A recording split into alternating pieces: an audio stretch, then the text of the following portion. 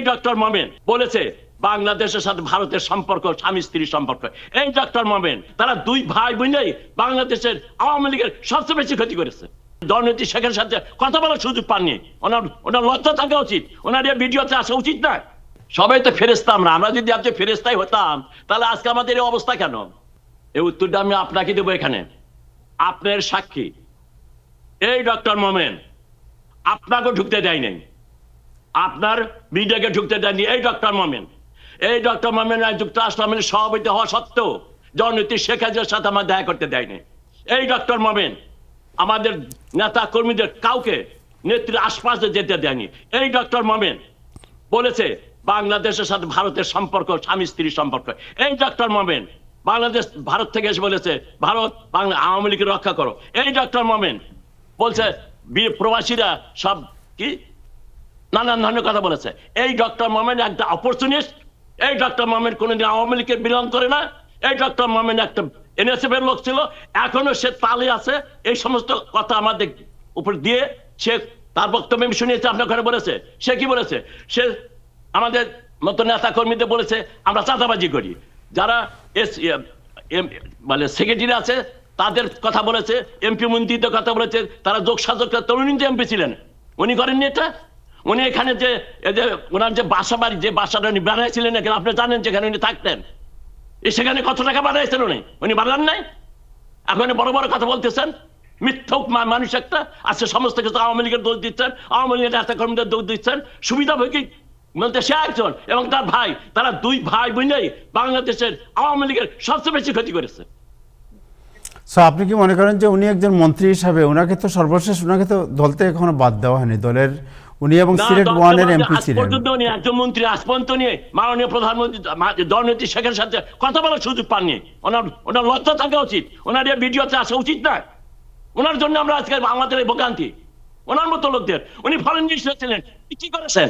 উনি আমেরিকার সাথে যে রিলেশনশিপ সেটা উনি ডেভেলপ করতে সম্পূর্ণভাবে ব্যর্থ হয়েছেন। উনি বলেছেন তখন আমেরিকা 9 জনকে স্যাংশন দিল। এই ডক্টর মোমেন বলেছেন উনি 90 জনকে স্যাংশন দিবেন। কোথায় গেল তার সে স্যাংশন? এই ডক্টর মোমেন, এই ডক্টর মোমেন বলছে যে বাংলাদেশে কোনো খুন হয়নি, গুম হয়নি, বা আমেরিকাতে মাসে 5000 খুন হয়। এই ডক্টর মোমেন বলেছে। এদের মতো লোকের জন্য আজকে আমাদের আওয়ামী লীগের দুরবস্থা। ডক্টর মোমেন সাহেব আরো বলেছেন যে এই যে আমরা যারা আমাদের কাউকে কাছে যেতে দেওয়া হতো না, তারপরে এই চাঁদাবাজদের দৌরাত্ম, তারপরে অন্যান্য অনেক বিষয় ছিল যে বিষয়গুলো কারণে প্রধানমন্ত্রী একদম একটা গণবিচ্ছিন্ন দ্বীপে পরিণত হয়েছিলেন। এটাকে আপনারা কখনো মনে করেন নাই? আমরা মনে করেছি। উনি যে কথা বলছেন আমি তো বললাম উনি তো তার একজন। আমি বলছি he is part of it. ওনার জন্য আমরা নেত্রী, আমি তো আর বললাম আপলোড করেননি ভাই। এই নিউ ইয়র্কে যখন নেত্রী আসছে আমরা কি ওনার কাছে যেতে পেরেছি? আমরা কেউ যেতে পারিনি, বিকজ অফ ডক্টর মোমেন এবং তার এসএসএফ। তারা এসএসএফ কে নেত্রীকে রক্ষা করতে পেরেছে? পারে নাই। এবং তারা আজকে বড় বড় কথা টিভিতে আপনাদের মতো আকাশে বড় বড় কথা বলতেছেন। উনি পালাইছিলেন কেন? উনি কোথায় ছিলেন? উনি কেন পালাই আসছেন? উনি যদি আপনি সৎ হবেন বাংলাদেশ থাকেননি কেন? উনি কেন ফারুক খানের মতো জেল যাননি? Why his here? যদি উনি আপনি সৎ লোক হয়ে থাকেন, উনি যদি কোনো কিছু করে না থাকেন, আমি বলি এই সমস্ত লোকের জন্য আজকে আওয়ামী লীগের এই দুরবস্থা। আজকে আমরা যে কষ্ট করছি বাংলাদেশে, আওয়ামী লীগের নেতা কর্মী যে কষ্ট করছে, আমার সর্বোপরি বাংলাদেশের আজকে যে দুর্ভোগ, এটার জন্য এই ডক্টর মোমেনের মতো লোকেরাই দায়ী। অনিয়ম তো ভাই কেউই করে নাই, অনিয়ম তো কেউই করে নাই ভাই। সবাই তো ফেরেশতা। আমরা যদি আজকে ফেরেশতাই হতাম তাহলে আজকে আমাদের এই অবস্থা কেন? আমরা যদি এরকম একটা ফেরেশতা যদি থাকতো তাহলে তো আমাদের এই অবস্থা হতো না। তো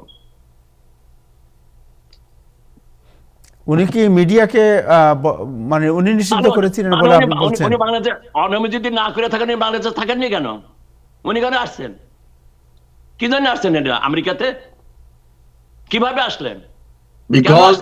বিকজ আপনাদের দলীয় সভানেত্রী উনিও চলে গেছে। তো মানে যখন কমান্ডার, যখন আপনার সেক্টর কমান্ডার পালাইয়া যায় তখন তো পুরো সেনাবাহিনী পালাইতে হয়। আপনারা যে কারণে দেশ ত্যাগ করছেন, ডক্টর মোমেন সাহেব কি কারণে ত্যাগ করছেন? না না, আমরা কিন্তু দেশ থেকে ত্যাগ করি না। আমি আমেরিকা থেকে আমরা তো দেশ ত্যাগ করি না। শোনেন, দেশ ত্যাগকে বাধ্য করা হয়েছে। শেখ হাসিনা কিন্তু পালায় আসে নাই, এবং তারপরে যারা পালায় আসছে, তারপরে তারা ডক্টর মোহাম্মদের মতো যারা, তাদের আসা উচিত হয়নি। আমি আবারও বলি, ফারুক খান এখনো জেলে আছে, আমির হোসেন আমুর মতো লোক জেলে আছে, দীপুমণির মতো লোক ক্যান্সার রোগী দেশে আছে। তারা যে জেলে থাকতে পারে, আমি জেলে নাই কেন? আমি মন্ত্রী ছিলাম, আমি জেলে নাই কেন? আমি কেন আজকে আমেরিকা এসে বড় বড় কথা বলবো? আমি কেন, আপনি যে কথা বলতে আমি উত্তর দিচ্ছি, উনি কেন আজকে আওয়ামী লীগের দলের নেতা কর্মীদের বিরুদ্ধে উনি টাইমস টিভিতে এসে বলবেন? ওটা বলবেন না, আমাদের ঘরোয়া ভাবে বলবেন। উনি কি আমার এই কথাগুলো বলে উনি কার উপকার করতেছেন? আওয়ামী লীগের ফিরিয়ে দেওয়ার উপকার করতেছেন? এটা বলে কি আওয়ামী লীগের কি করতেছিস? আপনিও তো একই কাজ। আপনিও তো আপনার দলের একজন সাবেক মন্ত্রী, একজন সাবেক সংসদ সদস্য, একজন গুরুত্বপূর্ণ নেতা, তার বিরুদ্ধে বলতেছেন। এতে করে আপনার দলের, আমি তার বিরুদ্ধে বলি, উনি যেহেতু কথাগুলো নিয়ে আসছেন, আমি তার বিরুদ্ধে বলিনি। উনি যেহেতু আমার দলের নেতা কর্মীদের বিরুদ্ধে বলেছেন, উনি যেহেতু আমার নেত্রীর বিরুদ্ধে বলেছেন, উনি যেহেতু আমাদের সেই অ্যাডমিনিস্ট্রেশন বিরুদ্ধে বলেছেন, এই জন্য বলছি। আমি বলতাম না, এ কথা আমার বলার কোনো প্রয়োজনই ছিল না। আমি কেন বলতে যাবো? আমি এমন কোনো কথা বলবো না আমার দলের এই দুর্দিনে আমার দলের ক্ষতি হোক। হ্যাঁ, আমরা অনেক অবিচার করেছি, অনেক আমাদের ভুল ত্রুটি ছিল, সেটা আমরা সংশোধন করব, এবং সেই নিয়ে আমরা কাজ করতেছি, সেই নিয়ে আমরা কাজ করতেছি। আমি আমার এই মুহূর্তে আমার যে কোনো নেতা বিরুদ্ধে আমার কথা বলা ঠিক না। আমরা কিভাবে পদচ্যুত হয়েছে, আমরা কিভাবে ক্ষমতাচ্যুত হয়েছে, এটা আমরা সবাই জানি। এখানে কে গাদ্দারি করেছে, কারা মুনাফিকি করেছে, আমরা সব জানি। আস্তে আস্তে সবই বাইরে হয়েছে। এবং এই যে 1400 লোক মারা গেছে, হত্যা হয়েছে, পুলিশদের হত্যা করা হয়েছে, তাদের যারা হত্যা করলো তাদের অ্যামনেস্টি দেওয়া হলো, তাদের কোনো দায় মুক্তি দেওয়া হলো। কেন দায় মুক্তি দেওয়া হলো? ঘটনা তো কিছু ঘটেছে, তাই না? আমরা তো বলি, আমাদের সরকারের সময় যদি কাউকে হত্যা করা হয়েছে, অবশ্যই হত্যা করা, লোক মারা গেছে, সেগুলো বাড়ি করা হোক। এবং তারপরে কেন দায় মুক্তির প্রয়োজন আসে? কেন দায় মুক্তির প্রয়োজন তখনই হয় যখন অন্যায় করা হয়েছে। অতএব ভাই, আমি যেটা বলছি, গত 1.5 বছর সরকার বিদায় হয়ে গেছে, এ সরকারও আসছে 5 বছরের জন্য। কতদিন তাকে দেখেন। গত 1.5 বছরে আপনারা কি পেয়েছেন? এখানে আপনার টাইমস টিভিতে বহু হাসাহাসি হয়েছে, আমি দেখেছি, আমি তো সব দেখি আপনাদের। আপনারা আমাদের আওয়ামী লীগের নিয়ে অনেক হাসাহাসি, স্বাভাবিক। আমরা সে আসলে তিরস্কার হবে, আমার বিরুদ্ধে কথা হবে, আমরা সেটা, আমি রাজনীতিকে আমার সে গ্রহণ করতে হবে।